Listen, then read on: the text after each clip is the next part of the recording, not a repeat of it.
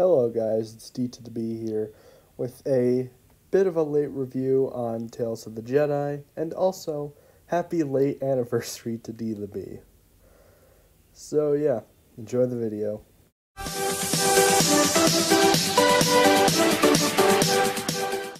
Hello guys, it's D to the B here, talking about Tales of the Jedi. No, not the Expanded Universe one, the Disney canon one. And it's okay. I wasn't too thrilled about this one, even though Filoni's name is attached to it. I think I'm pretty much done with Star Wars at this point. Of course, I'll still go back to the good old days when Star Wars was good. But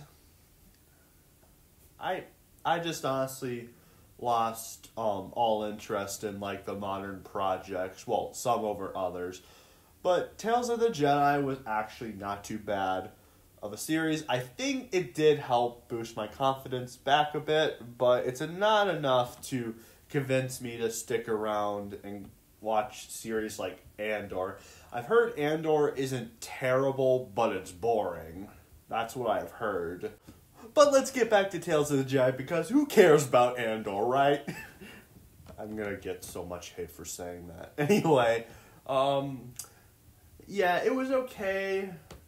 I wasn't too thrilled about it when I saw the leaked trailers on YouTube.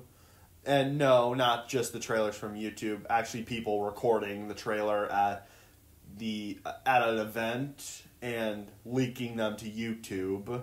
But I was kind of curious on how the project would be. I was considering watching it, and then a couple days later, well, actually a couple months later, after all that, even when the trailer came out on YouTube officially by the Star Wars channel, I saw Star Wars Theory's watch party one.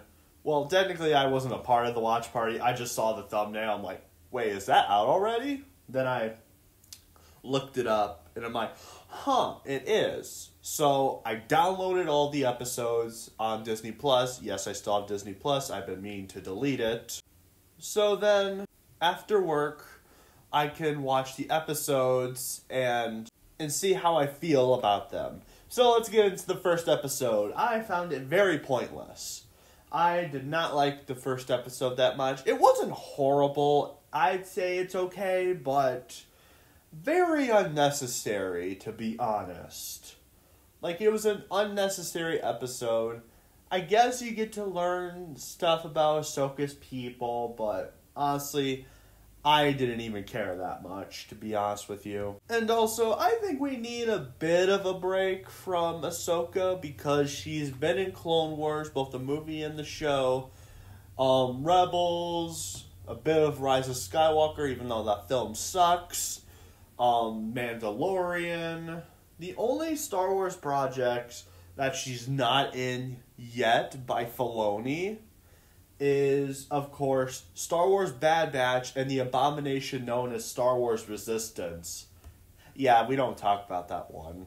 But let's discuss about the episode so that you could see where I'm coming from. So the episode opens up with Ahsoka's village preparing for the celebration of Ahsoka's arrival, where Ahsoka arrives, and yeah, that's pretty much about it for the start. We transitioned like a year after she was born, where her mom is taking the 1-year-old Ahsoka, or maybe even 2 years old, I don't know, to a hunt because it's tradition.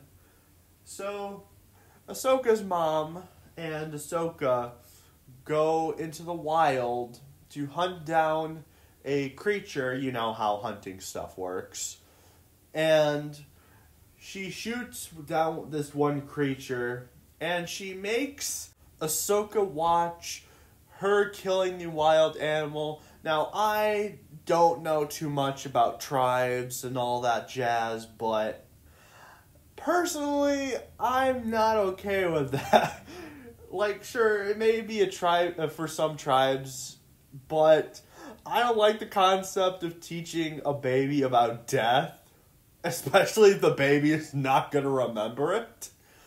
Like, jeez, I'm like, this is dark for a Disney project. Like, what kind of messed up world is this?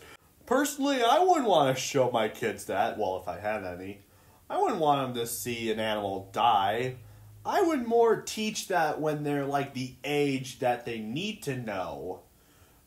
Like, maybe 18 or something like that. Or maybe even 10. To teach them the concept about death. Not when they're, like, 1 year old. That's a bit dark, to be honest. But granted, it might be a tribe thing for some tribes, but I don't know. I just personally think it's kind of messed up. But anyway, continuing on, then, Ahsoka's mom is joking around with baby Ahsoka, and she's laughing, where then this cat-like creature starts attacking them, and near the end, before everyone else from the village tries to help, the tiger creature snags Ahsoka into his secret lair, and she is lost forever. No, I'm just kidding. She is almost about to get eaten, where Ahsoka uses the Force and has the creature take her back, which I personally have no problem with this. It has been established before that children very young with Force sensitivity can technically use the Force. It was introduced in that one Clone Wars episode where Cad Bane was stealing all of the Jedi younglings, well, the babies anyway, because they take Force-sensitive children, the Jedi, they take the Force-sensitive children at a very young age. One thing I'll give Kenobi credit for, even though that show sucks, acknowledging that the Jedi took these young people away from their families at a very young age where they don't even remember their family. I'll give Kenobi that credit, even though, again, that show sucks. So, yeah, no problem with that. So, yeah, that's pretty much how the episode ends. Let's get into episode 2. Now, this one I actually kind of liked, to be honest. We got to see Count Dooku and young Qui-Gon Jinn, which the younger Qui-Gon Jinn is played by Liam Neeson's son. When I found that out, I'm like, that is actually kind of interesting. That we get both the son and the father in the show, which I'll get into that. Young Dooku and young Qui-Gon are on a journey to save a senator's son because he's been kidnapped by someone in the village. When they arrive, they find out that everyone in the village kidnapped the senator's child, which you would expect the senator's child to be pissed, but he's actually sympathetic towards the villagers, and he is confused of why his father would let this happen. Now, I like how this show kind of stays on the theme of the prequels, because the prequels for a long time were the most hated films in Star Wars, and I never really understood why. I'm glad they kept that theme instead of like changing it so then the people who complained about the politics in the prequels were satisfied. I'm glad they kept a bit of that, acknowledging how corrupt the Republic has become, which was the theme of the prequel trilogy, even towards the end. It was very interesting, and then, of course, one of the villagers rats out the other villagers and Dooku and Qui-Gon Jinn.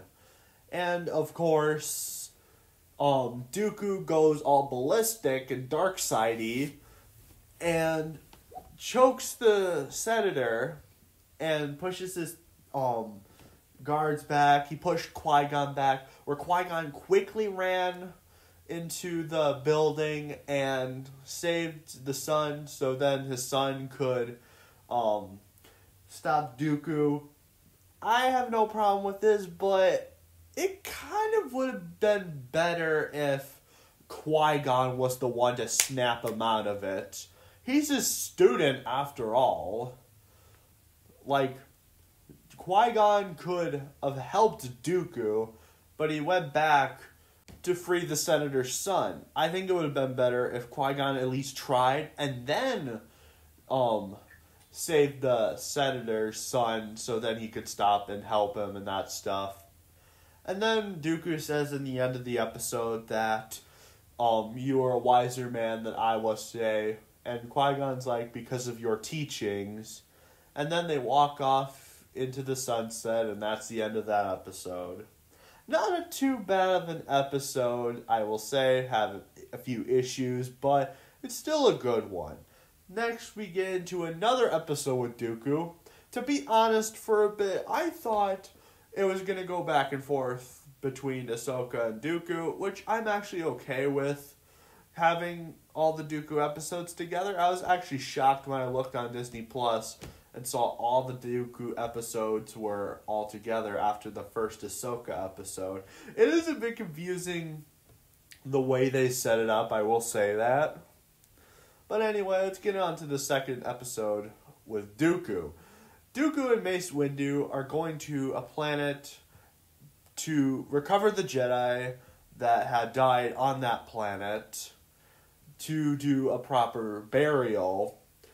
And they meet up with the senator that the Jedi was trying to protect and paid with her life and all that. They go to the murder site of where she was killed, and we find out in an interesting twist I did not see coming that the senator didn't order the guards to kill the Jedi. The guards killed the Jedi and then killed the senator after their cover was blown. They fight for a bit, and two soldiers were left. One of them dies because they tried shooting at Mace Windu and he blocked it. And then it was just that one guy. It was explained that he was the senator was selling their people for like profits. So then they locked that guy up, and Dooku is like, even though your actions were not very good, they were still handy because that's how you stand up to authoritarians like that. After they return and do the funeral, we find out that Mace Windu has taken that Jedi's place on the council, and Dooku is questioning the Jedi Order at this point, which I guess that's pretty good because even in the expanded universe, Dooku was very cautious about the Jedi Order and saying they've become corrupt and all that. There was even a deleted scene in Attack of the Clones where Dooku was explained as like an independent of the Jedi, which I kind of wish that scene was in Attack of the Clones, to be honest. But continuing on, then we get to the next episode, and in this one, we get to see Count Dooku deleting the archives to Kamino, which I expected it was Count Dooku because who else could have accessed the records and deleted Kamino? Come on, it made sense. And then we find out from like the other Jedi that Qui-Gon Jinn has faced a Sith Lord, or he believes is a Sith Lord. And we get this interesting confrontation between Master and Apprentice, which of course they got the legend himself, Liam Neeson, to play Qui-Gon Jinn. I'm actually glad they got him for this, because I think if they tried to go with somebody else, I think it wouldn't have been the same as Qui-Gon. And this scene was actually kind of tragic for me, knowing how the events of Phantom Menace play out. Then their interaction ends with Qui-Gon Jinn leaving to face Darth Maul, and that was the last time Count Dooku and Qui-Gon Jinn saw each other. Then we transition to after the Battle of Naboo. Qui-Gon Jinn is dead. This scene was extremely sad because, again, I know how Phantom Menace played out. And Yaddle tries to comfort Count Dooku in a way. And Count Dooku says that Qui-Gon was fascinated with this tree when he was younger, and that he will move on from Qui-Gon because the Jedi Code says so, where Dooku leaves the Jedi Temple, and Yaddle follows him, where then we got to see Count Dooku and Darth Sidious interact, and it was discussed that Darth Maul shouldn't have killed Qui-Gon Jinn because he could have been a useful asset, and that he was involved with the scheme before Attack of the Clones or during the events of Phantom Menace. Now, this part I did kind of have an issue with, to be honest, because I like the expanded universe version better. So, in the Plagueis novel, which is a good book, I really recommend it, Count Dooku was still a Jedi before Qui-Gon died. But after Qui-Gon Jinn died, he left the council and then eventually met up with Palpatine and then became a Sith Lord, and basically all that jazz happens there. I found this kind of conflicting because that kind of means Darth Sidious broke the rule of two. You know, the most important Sith rule to the legacy of the Sith.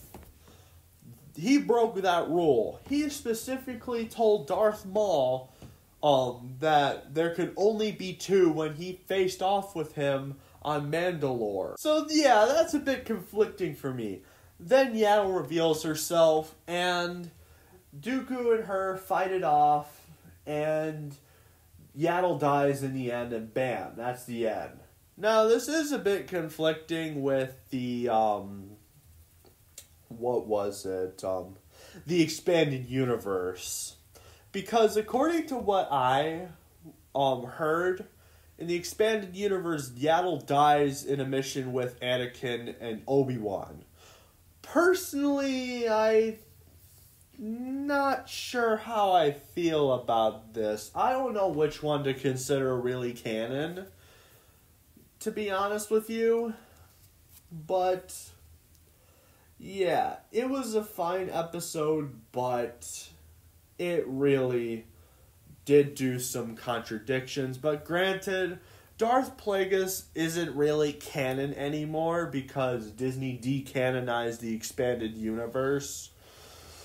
Oh boy, that's a bit of a one.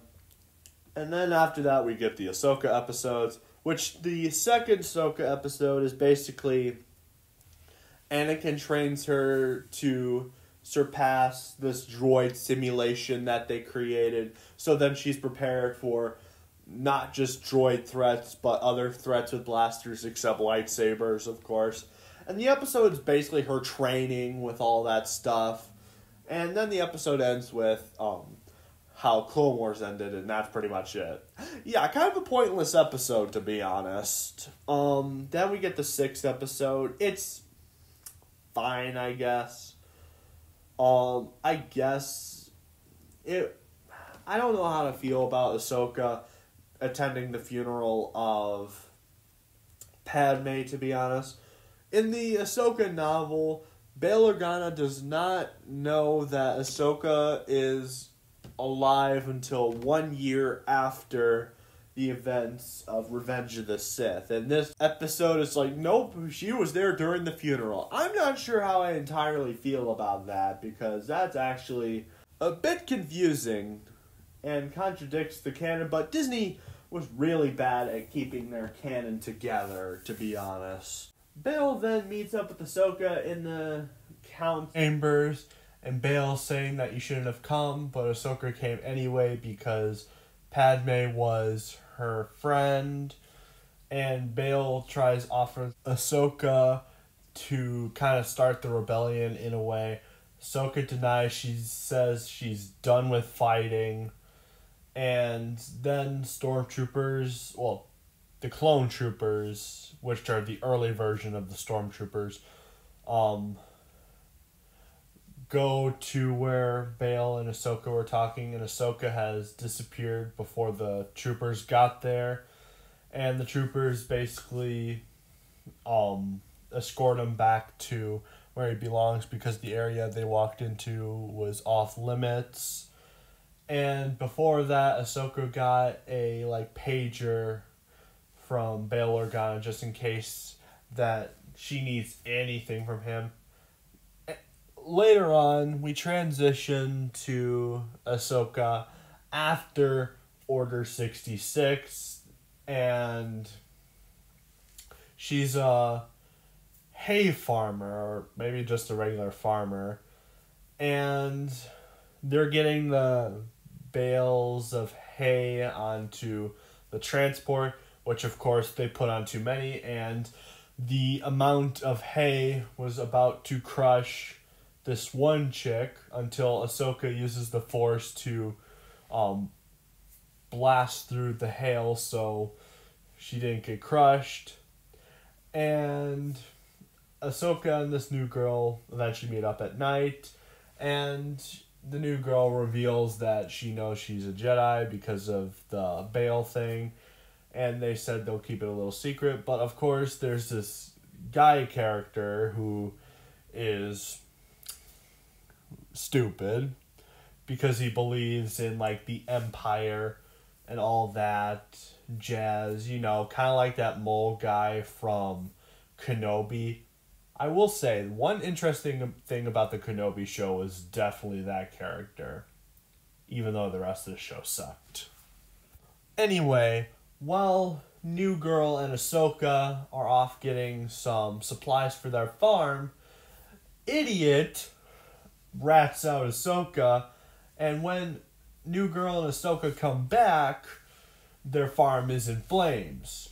And we get to see this new Inquisitor, this character I personally want to kind of call third brother because Reva sucks. Yeah, you heard me. This new Inquisitor, he looks cool. I'll say that. I like his design. I kind of like how he kind of has a crow mask. Those kind of crow masks they had back in the old days to protect the doctors from catching any diseases. I actually kind of like that detail. Anyway, continuing on, new Inquisitor is you told me there's a Jedi here, but there appears to not be one. Ahsoka reveals herself. New Inquisitor tries killing Idiot. I kind of wish she did. Come on, Ahsoka. This guy ratted you out. I know it's the greater good and all, but still, let the stupid guy die. Anywho. After she says stupid guy, the new Inquisitor discovers that it is Ahsoka Tano. They battle for a bit, and then Ahsoka cuts off the Inquisitor's head with his own saber by using the same technique she uses in Rebels, using the Force to turn off the lightsaber, and then turning it back on with her wielding it and cutting off the guy's head, as I said earlier. And then she contacts Bail, and Ahsoka decides to to join the fight, basically. And that's pretty much the whole series.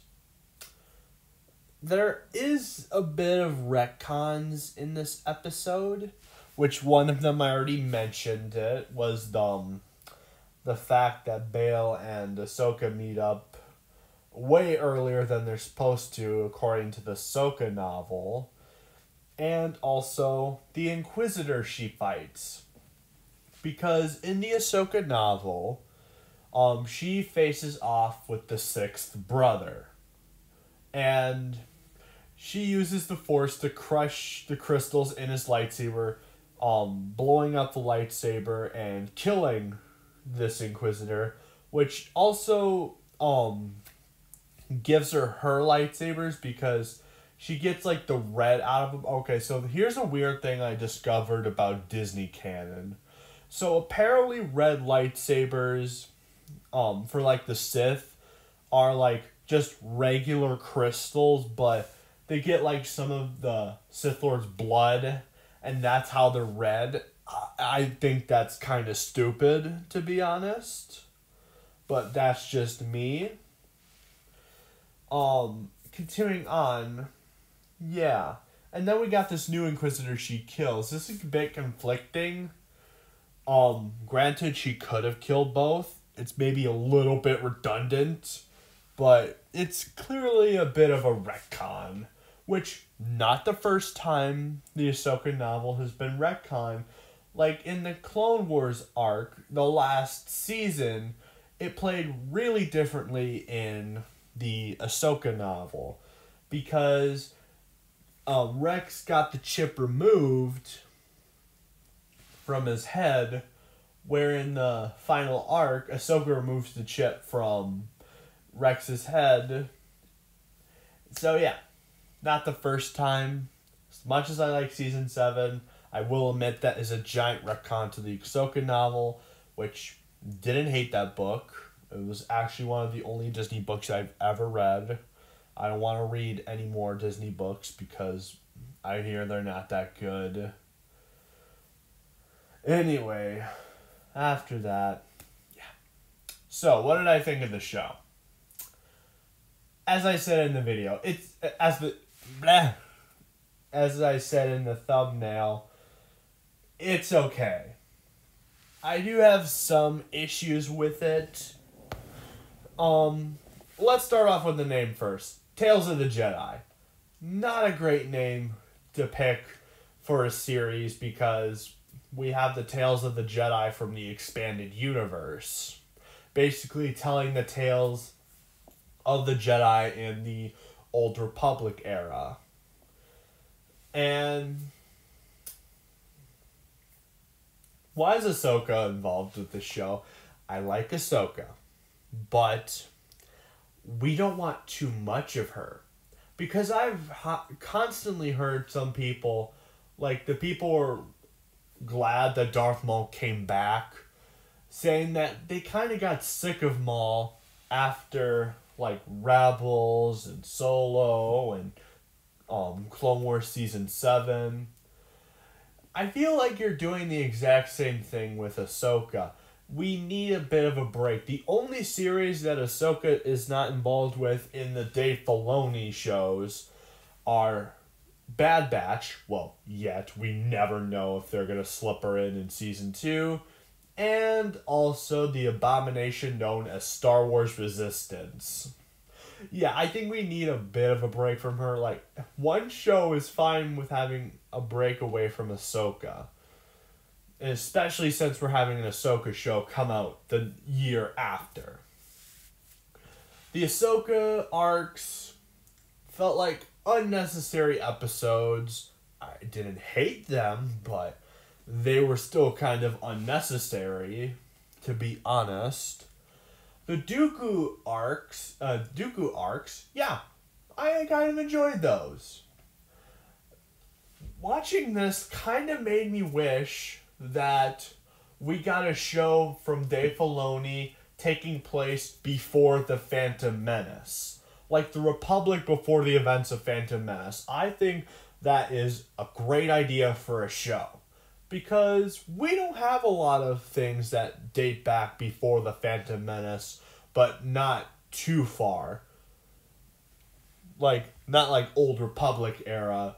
Like, just in the timeline before Phantom Menace and way after the Old Republic. We don't have many of those stories in that era. The only one I know, in fact, unless there's some books I'm missing, is Darth Plagueis the Wise. Good book. Read it. But yeah, it kind of made me wish that it was kind of like the Clone Wars a bit, where it kind of like transitioned through like different kinds of Jedi during that era, but in the before Phantom Menace. I think that would be a cool concept for a show. But that's just me. So, I didn't hate Tales of the Jedi, even though being sick of Star Wars at this point. But it was a okay chapter. To be honest, we probably didn't need this chapter at all. It's a bit of filler, to be honest. I didn't hate it, but it was not necessary. Well, maybe except the Dooku stuff. That was interesting. Anyway, what would I have to rate the show? I had to give it maybe a 6 out of 10. Not a horrible show, but not necessary at the same time. Anyway, what do you think of Tales of the Jedi? Did you like it? Did you hate it? Did you think it was okay like I did? Tell me in the comments. Have a nice day, everyone.